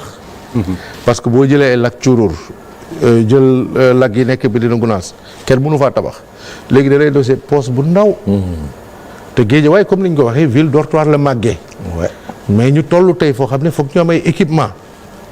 c'est vrai. boo jëlee commune bu mel ni Médina Gounass amul collège parce que amul espace. donc maa ngi lay wax léegi capacité école publique yi. amul espace donc ay privé am na ay école privée yu baax mais ay privé ñooy jóg souvent rek. louer appartement def ko école suivre ngeen yenn scandale yi am ci école yi. ren donc loolu bu amee nga am un problème sécuritaire war fa am ay police war a implanter ay justice loolu yëpp il faut que nga def ko ci benn espace. donc loolu mooy première préoccupation. nga dolli si nag. ne bande bi c'était pas une bande aussi vierge que cela. bande yëpp defkatu lu bon yi fa lañ daan nekk. tey jii on a quelques difficultés dans quelques parties de la bande parce que boo fa demee. même ci sëg yañ fay defar dañu obligé déplacer waat ko parce que fañ ko bëggoon def boo gasee ay sën la ay mbalit yu fa nit ñi def. ak ñi doon tibb suuf di ko jaay. donc loolu yëpp nekk na ay phénomènes yoo xam ne population yi jóg ne il faut que ñu aménager ko aménagement bi nag. du càggeenu dagg garab yëpp donte garab bëreetu fa. def fa ay kër déedéet. d'abord c'est inédit c'est la première fois. ñu def benn plan d'aménagement urbain boo xamante ni équipement yi dañuy occuper 35% de l'espace. ah d'accord mosula am. ñaata hectares 35%. espace bi ñaata espace la. bon les gens parlent de 150 hectares mais du 150 hectares boo jëlee 150 hectares mooy li nekk diggante géej gi ak tali bi ak 120 hectares diggante tali bi ak kër gi donc c'est 120 hectares. 120 hectares yooyu déjà il faut nga génne ci une vingtaine d'hectares yoo xamante ni cimetière catholique cimetière musulman ñoom ñoo fa nekk. il faut que nga génne ci li ñuy wax coup parti maanaam am ay ñoo xam ne ay luubal la ñu def rek ba ñëw tabax fa ay kër wala tabax fa ay leneen te tey jii mënoo yeewu. mënoo leen yëkkati ne da ngay raser kër yi ak yeneen yu fa nekk de sorte que coow li la muy rëy ci biir Guédiawaye motul sax 80 hectares yoo xam ne dañ koy aménager. alors aménagement boobu man ak ñi ma àndal conseil municipal de façon unanime ak les 5 communes y compris la commune qui était gérée par l'opposition Sam Notaire ñoom ñëpp a d'accord woon jàppale ma pour ñu def plaidoyer avec le gouvernement pour ñu def un aménagement concerté ñu jaar conseil municipal voté ko dem commission domaniale régionale avec tous les hauts fonctionnaires les services de l'État ñu xool ko saytu ko changer ci li ñu ci war a changer bokk na ci ñu ne il faut que ñu jël une partie boo xam reboisement lañ koy doyewaat loolu le gouvernement a insisté et ça a été accepté ñu jógee foofu dem commission régionale d'urbanisme ñu accepté ko ci la ñuy doog a def projet de décret président déclassé ko mais donte déclassé nañ ko ça veut pas dire que suuf si Aliou Sall ko moom tey jii mënuma man maye Aliou Sall 1 mètre carré suuf parce que moomuma ko ça reste le domaine privé de l'État état bi nag mooy xool sur la base de nos demandes en tant que collectivité territoriale ça par exemple Wakhinane loo wax ñu ne la marché parce que xawoon nañ fi nangu seen marché bu bees donc war nañ fa am marché yeneen commune dañu soxla école état bi ci boppam foog bu def fa lu mel ni justice d'ailleurs comme état dafa bëri doole ñoom ñu ngi tabax déjà seen justice état bi dafa bëri doole ñu ngi tabax déjà seen maison de la jeunesse. te loolu lépp ci zone boobu la lañ ko def départemental jël na wàllam ba commencé tabax maison de la jeunesse. lu baax la parce que pour ndaw Guédiawaye la. alors ñun ñi nga xam ne collectivités yi la ñun xam comme amuñu doole dañuy négocier ak état bi jëlaguñ sunuy école yeeg sunuy marché yeeg sunuy jumaa yeeg. sunuy est-ce que boo fa naree def infrastructure yi du sori dëkkuwaayu yeneen communes yi. ah je veux dire est-ce que infrastructure yeneen communes yi bëgg yëpp mën nga ko def ci même bande boobu. Sur les 5 communes de Guédiawaye, 4 communes ont accès à la bande. La commune de Golf Sud, la commune de Sam Notaire, la commune de Ndiarème et la commune de Wakhinane. Par souci d'équité, nous avons insisté pour que yenn équipement yi ñuy def. Dans le cadre de l'interterritorialité, que ñu mën a admettre que une collectivité comme Médina Gounass qui n'a pas accès à la mer et donc pas accès à la bande puisse disposer d'espace et de foncier mën a réaliser ay mbiram.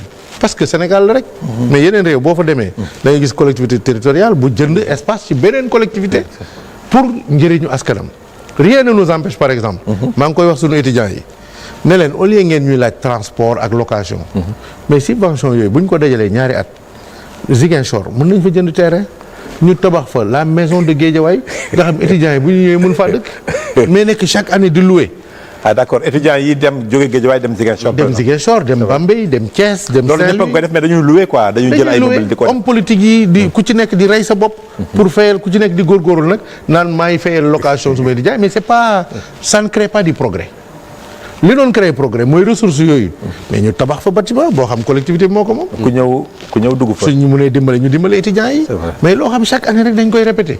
homme politique bu ñëw rek dugaat ci engrenage boobu. te doo ñemee bañ. léeg-léeg ñu am sax dajale ay mois de location. léegi day ay mois de location comme en sitting comme fan yi xam nga ak campagne électorale bi affaire dafa sensible. étudiants yi commencé nañu ñëw def délégation mairie ne ñun kat 3 mois de loyer la ñu dañ ñuy waaj a dàq. xam nga en tant que maire nga nekk candidat à la réélection.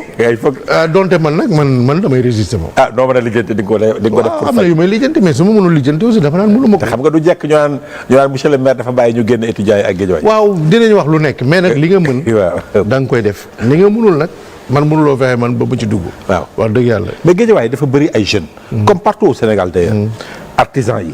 travail. est-ce que c'est vrai joxe emploi pour les jeunes dafay metti pour les collectivités. mais est-ce que am na loo xalaat pour fulal seen activité ba ñu am si lu ñu gën a jàpp les jeunes qui sont à Guédiawaye. waaw d'abord d'ailleurs bokk na ci suñu perspective parce que ñun dañuy insister ci éducation mais dama ne suñu mandat bi di ñëw. donte dañuy continuer jox éducation priorité. mais la formation professionnelle et l'apprentissage. il faut ñu dooleel ko. parce que nag dëgg la dëkk bi am fi liggéey xëy na jafe na. dëgg la waaye li gën a jafe mooy am métier. man il m'arrive souvent nit ñëw insister ne dama bëgg liggéey donte aw ma liggéey bu ma ko jox sax dama koy laaj lan nga bëgg a liggéey waaye dana naan loo ma jox rek. lu ma am baax na parce que du am métier. c'est vrai loolu bëri na donc la priorité c'est la formation professionnelle et l'employabilité, l'apprentissage. Dans ce cadre am nañ dialogue bu ñu am ak les artisans. pour fexe yokk apprentissage bi déjà. c'est important. formaliser yenn formation yi ci atelier yi. pour fexe par exemple pour les métiers de la couture et de la coiffure. créer benn centre de perfectionnement et de spécialisation. parce que bëri na ñu mun nekk coiffeur wala nekk maître tailleur fekk xarañte bi des na. li ñu bëgg comme ñun dañu bëgg Guédiawaye nekk hub de mode. il faut ñu am loo xam ne dafay yokk xarala gi ci domaine yooyu. te am nañ ci ay champion nag. ku ci mel ni ay Sidi Dia nekk na 2 fois ciseau d'or mu ngi Guédiawaye ak ñeneen am nañ fay école yu am xarala. yu mel ni Mbarane Couture. yu mel ni complexe Eva et cetera donc ñooñu la ñu bëgg a lëkkalool pour yokk loolu nag ci domaine couture ak coiffure rek laay wax. mais c'est valable aussi ci yeneen domaines yi menuiserie mécanique et cetera d'ailleurs la mairie a mis en place. benn centre de formation au métier de l'industrie. boo xam ne c'est en collaboration avec un privé de Guédiawaye. boo xam ne démarré na mais sunu ambition mooy yokk ko. collaborer avec les privés pour que vraiment formation professionnelle bi mën a yokk. c'est très important est-ce que en tant que maire am na pour ton premier mandat ce premier mandat yoo xam ne bëggoon nga ko def vraiment yeggul nga tenir si à cœur daal na lii bu ñu ma falaatee lii laa jëkkee. comme le lycée scientifique peut-être. tàmbali woon nañ ko mais. waaw lycée scientifique moom maa ngi sant yàlla. les ressources sont disponibles parce que des ressources de PACASEN. AGETIP la ñu dénk liggéey bi. lancé nañu marché bi entreprise bi gagné na ko implanté na. ñu ngi koy commencer tabax donc loolu nekkatul projet boo xamante ni dañ naan bu ñu falaatee ñu réaliser ko. même bu ñu falee beneen maire bu ñëwee dana fekk projet continuer moom waaye incha allahu rabi ñun yàlla def na daal yaakaar naa bu baax. ne man ak suma équipe ñoo fay toogaat. kon ñun ñoo ci mën a profité mais développement toujours dafay am lu beesaat. c'est vrai. on a réalisé avec l'appui de l'État dans le cadre du PADMUR 13,5 kilomètres de route en pavé loolu dafa changé Guédiawaye complètement fu ñu dem di def proximité jeeg yi dañu naan jarul ngeen proximité ñun fii mënuñu woon soloti coquette benn taxi doolu ñu woon indi léegi nag dañuy jaagaar ci suñuy tali karo mais dafa des ay mbedd suuf yu bëri loolu c'est une priorité pour que Guédiawaye 13,5 kilomètres la ñu amoon léegi président mayaat nañu dans le cadre de xëyu ndaw yi 7,5 kilomètres de route en pavé il faut ñu yokk ko ba nga xam ne vraiment mbeddu suuf dana fa am mënul ñàkk surtout dans un pays en développement. mais mu nekk lu rare quand même ci Guédiawaye loolu vraiment moi ça me tient à cœur. Le deuxième problème qu'on ne sait pas résoudre sans l'appui de l'État. c'est l'assainissement. def naa sondage man. mais man defuma sondage pour seet kan mooy gagné. du question wóolu suma bopp waaye dama xam ne bennoo bu booloo. kenn mënuñoo gagné Guédiawaye mais suma sondage dama ko porté. si lan mooy priorité population bi. c'est important ça. ma gis ne. assainissement cadre de vie moo jiitu emploi moo jiitu éducation moo jiitu sécurité. c'est vrai hein? parce que nit ñi dañuy yeewu ci seen kër affaire bi taw tuuti mu inondé. wala ay fosse di ball. xam nga loolu c'est de vrais problèmes qui touchent à la vie de l'individu. nekkul modernisation dëkkuwaay léegi. parce que partout cadre de vie laa gis nit ñi jiital même certains candidats si loolu. waaw xam nga bon moi je suis pas comme un homme politique comme Abdoul Mbaye bi waxoon ne gars yi ñi tabax ci kii bi ñoom ñoo war a tabax lu dëgër. alors que il sait même pas que les gens n'ont pas de ressources pour faire de vraies constructions. li may wax mooy effectivement population moo dem ba toll lu nga xamante ni. li ñu fa jot a def. donte gouvernement bi def na fay effort. par exemple en matière d'assainissement pluviométrie tey jii Guédiawaye daanaka amatul inondation. Médina Gounass maa ngi wax sous la surveillance day ñoom ki nefal temps wu inondation yi. boo joxee 2 millions ñu jox la kër. tey jii ñoom fa ñuy wooyee péage bi. waaw maanaam boulevard principal bi nekk Médina Gounass léegi ñoom péage lañ koy wooyee. parce que bu njëkk ba kenn doonu woon seen oto. mais avec le projet léegi c'est devenu une grande avenue. mënuloo fa am kër boo joxewul 25-30 millions ba 40 millions. parce que qualité de vie moo ñëw. waaw. mais le vrai enjeu. c'est l'assainissement et le cadre de vie et loolu il faut que collectivité bi def effort de planification. ñaata nga ko xayma wala yeggagoo foofu. non yeggaguñu foofu études yi yeggaguñu foofu. il faut d'abord ñu def ay études def ko planification mais vraiment en faire une priorité. C'est vrai que l'État doit faire des arbitrages. Il y a un programme très généreux dans 10 collectivités territoriales dont Pikine notre voisine et grande sœur à Touba Tivaouane etc. Kaolack. Bon, c'est des villes qui sont très sensibles du point de vue de l'assainissement. C'est vrai. Mais ñun aussi vraiment je pense que bëgg nañ ci bénéficier mais dafa mel ni état bi jàppale gunge na la quoi. bu baax sax bu baax vraiment. non wax dëgg yàlla. damay remercier président de la République. parce que su jàppul woon ci Guédiawaye du sotti. xam nga on parle de bilan. mais le bilan c'est d'abord le bilan du président de la République man loolu dama koy assumer. mais après ñu bëri dañu koy nëbb ah. dañu naan ñu naan la il faut ngeen différencier le bilan du président la mu fa def ak man la ma fa def. mais mënoo ko différencier parce que boo jëlee ressources yi ñuy état transféré. nga jël intervention directe de l'état. à travers Promoville Pima et cetera. mais dara dootu fa des. waaye nag ñiy wax loolu gars yi nekk ci état bi ci kaw di wax loolu. parfois aussi dañuy manquer de culture d'état. parce que ressources yi aussi état bi moomu ko. fan la koy jëlee askan wee ko moom. donc suñ ko distribuer si le président de la République a l'intelligence de remettre ça dans les collectivités territoriales mais nañu bàyyi ñi nekk foofu maire mën a def plaidoyer ba am loolu. wala président am gis-gis ak yërmande ba def loolu. mais ñun tam ñu réclamer yu ci bilan yooyu. am nga bilan en tant que maire mais am nga aussi bilan en tant que président de l'AMS. de l'AMS. Association des maires du Sénégal. vice-président UAL. Union des associations des élus locaux ak aussi président assemblée générale bu ADM. loolu yëpp boo ñu ñëwee ci bilan bi nga def ci loolu lan la. waaw bon ma AMS laa gën a wax AMS laa gën a wax parce que aussi un peu assemblée générale quand même ADM. waaw AMS laa gën a wax j'explique très rapidement pourquoi du ma insister ci UAL ak ADM. UAL du ma ci insister parce que donte vice-président la je suis pas très actif. Ok. Le président Adama Diouf assume avec brio les fonctions de président de l'UAL et souvent non seulement du ma koy bëgg a encombrer mais j'ai suffisamment à faire entre l'AMS et la mairie de Guédiawaye. ADM du ma ci insister parce que président de l'Assemblée générale de ADM mu ngi mel ni méngoo ak président conseil d'administration.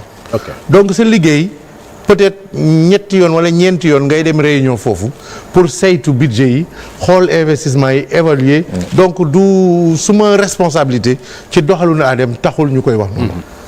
waaye soo ma laajee suma bilan ci AMS. ma wax la ko. d'abord avant ma ñëw AMS maire yi rek ñoo xamoon luy AMS. te maire yu ci bëri intéressé wuñ ci woon parce que jàppoon nañ ne affaire benn groupe la ju ko aakimoo di ci voyager di dem di ñëw amalu leen njëriñ. li ma njëkk a réglé ci AMS mooy génn Dakar dem fekki maire yi. déjà bi may nekk candidat président AMS j'ai fait le tour du pays pour rencontrer les maires. C'était inédit parce que d'habitude AMS élection maire bi souvent deal lay doon. maanaam parti bi ëppale ay maire day waxtaan ak yeneen parti yi ñu ne tel poste ngay jël tel poste laa jël affaire bi. ci kaw ñu ne waaw diw mooy président diw mooy vice-président bii passé. man dama taxaw ne dama bëgg a nekk président AMS. ma def campagne ñu ñëw def élection. c'est vrai élection. bulletin secret. ma gagné à 92%. loolu nag su ma ko gagné ça veut dire que y a beaucoup de maires de l'opposition qui avaient voté pour moi. bi ma ko nekkee challenge bi ma njëkkoon am mooy fexe génne AMS yóbbu ko ci biir réew mi. bu njëkk ba balaa nga doon dégg AMS mooy ñuy renouveler.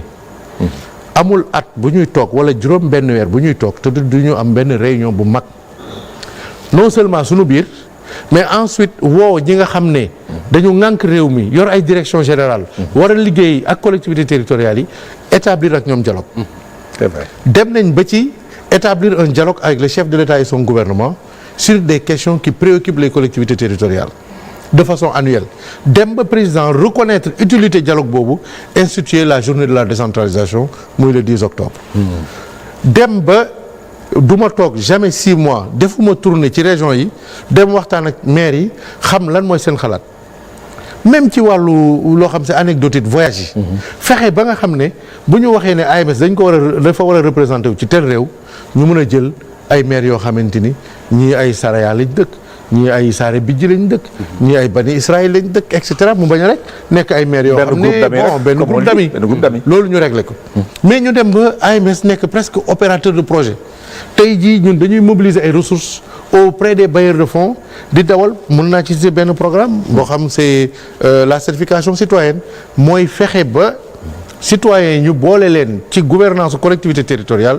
ñoom seen bopp ñuy mën a évaluer les performances de la collectivité territoriale AMS dem na ci plaidoyer ba amul benn décision bu ñuy jël ci collectivité territoriale te woowuñu ñu laaj ñu suñu xalaat amul benn organisme boo xamante ne ci état la bokk di tabax ay projet muy PUMA muy PUDC muy Promoville te du déglu les collectivités territoriales ci li nga xam moom moo leen mëbal am na nag ay manquement am na combat boo xamante ni bureau AMS bi di ñëw il faut que mu continuer ko assumer parce que donte xeex nañ ko yàgg ko xeex am na amélioration waaye am na lu bëri lu des mooy le statut de l'élu gëdd gi maire war a am surtout ci Sénégal dafa des ba léegi donte président fonk lan la valoriser li ñu koy fay wala lan la ci payor bi est-ce que xam nga ne yow maire Médina sama xarit Bamba 300000 lay fayeeku ak xabareem bu bëri 300000 francs lay fayeeku Bamba mi ngi lay dégg de waaw moom lay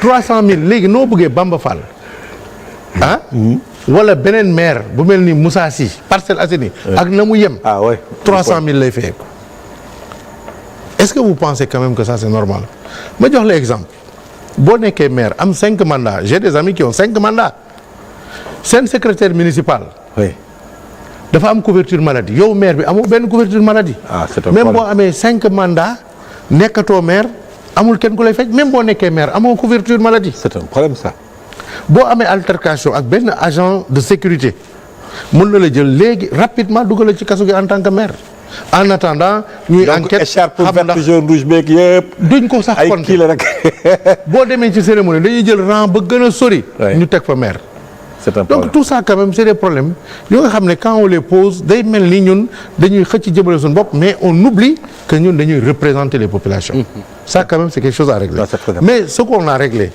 mais c'est notre mérite mais c'est surtout le mérite du président de la République c'est d'avoir démultiplié les ressources de transfert de l'État envers les collectivités territoriales. C'est vrai que yokku na bu baax 2012 li état bi doon transféré ci collectivités yi ça tournait autour de 20 milliards aujourd'hui on est à près de 60 milliards de transferts yuy jógee ci état bi di dem ci collectivités territoriales yi ba tax na léegi collectivités yi dañuy am bilan te loolu bokkul ak les projets yi nga xam ne état bi ñu ngi koy réaliser ci biir collectivité territoriale donc wax dëgg yàlla man suma bilan à la tête de l'AMS je suis fier de l'assumer. mais léegi en tant que président de l'AMS vraiment condition de vie. mais du ngeen dellusiwaat ci Guédiawaye parce que wax dëgg yàlla man Guédiawaye suma yaram bi. ci Guédiawaye la tànk mais Guédiawaye li ci wax bëri na AMS on va en parler après l'élection yi. waaw de façon 5 minutes moom moo la desee. waaw non man kay bëggoon naa la laaj sax benn moment.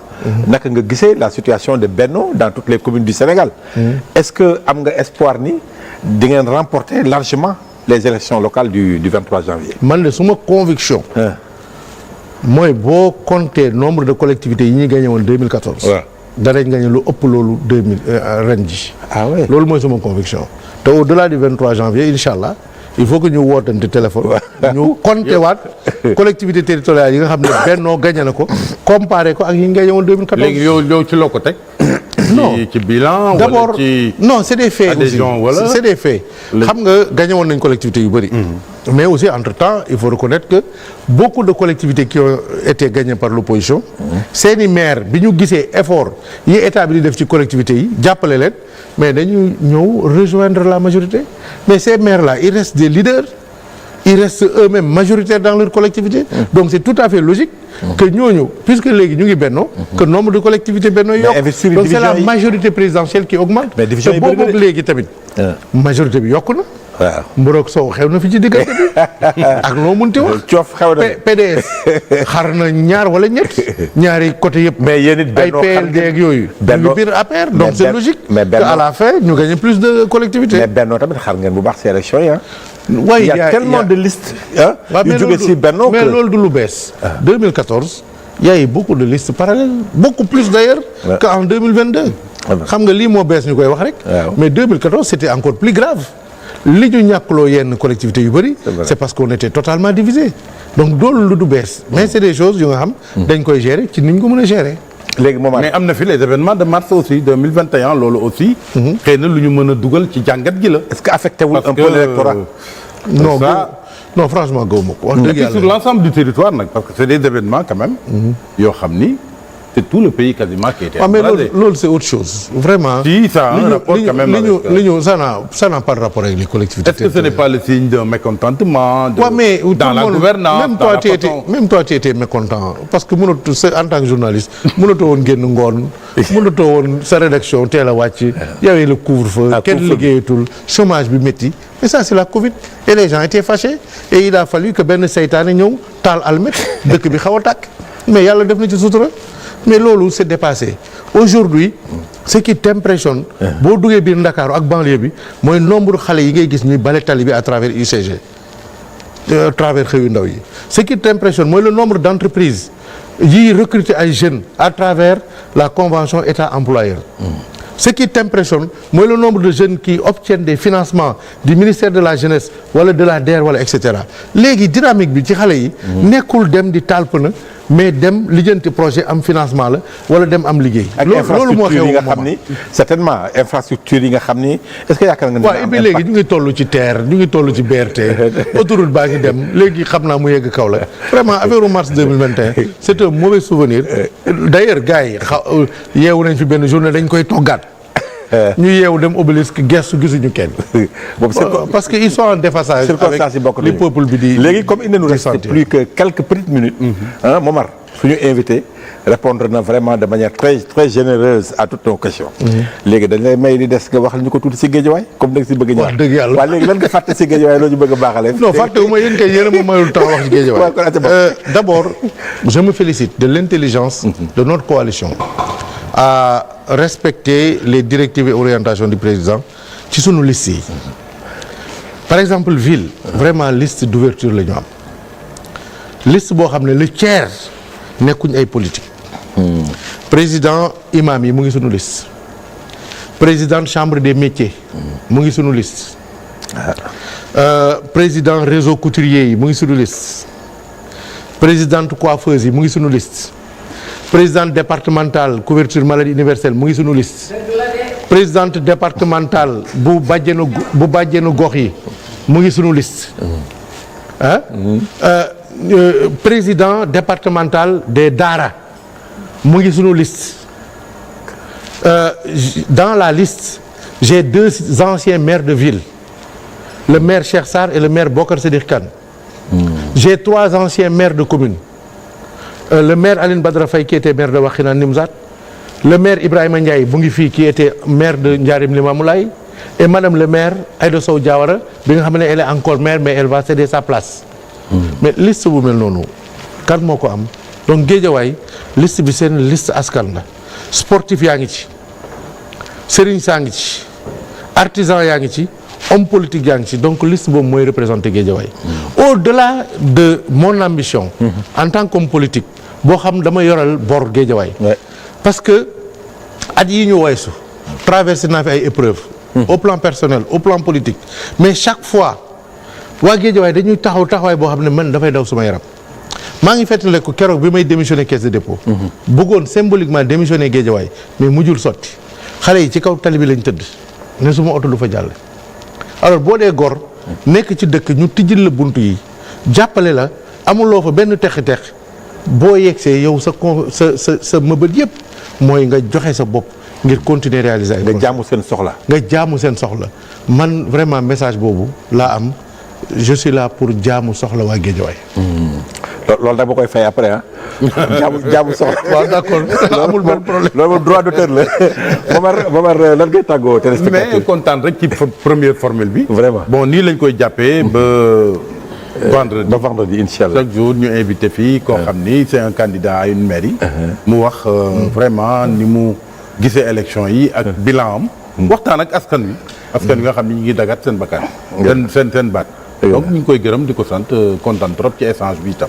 monsieur maire looy tàggoo waa Guédiawaye ak askan bi parce que AMS c'est partout au Sénégal. waaw maa ngi nuyu réew mi yëpp. di sant réew mi yëpp di ñaan yàlla ñu def élection ci jàmm.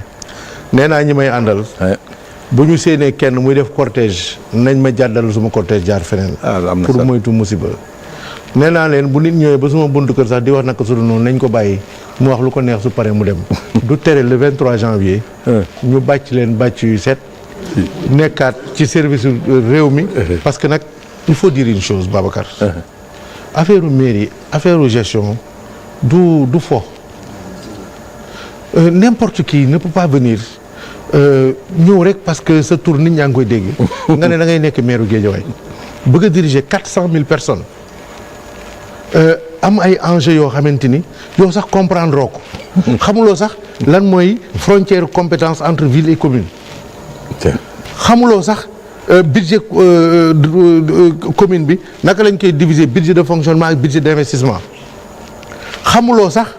lan délégué de quartier du wax ci nit mais dafa mel ni. non waxuma ci kenn parce que j'ai quand même 5 adversaires devant moi. ah oui mais boo leen jëlee même ñi ci nekk de grands intellectuels. boo leen poser question ci fonctionnement collectivité. c'est pas évident waxuma la nag ñi nga xam ne. mënuñ lire seen tur ci arabe. mënuñ ko lire ci olof. mënuñ ko lire ci français.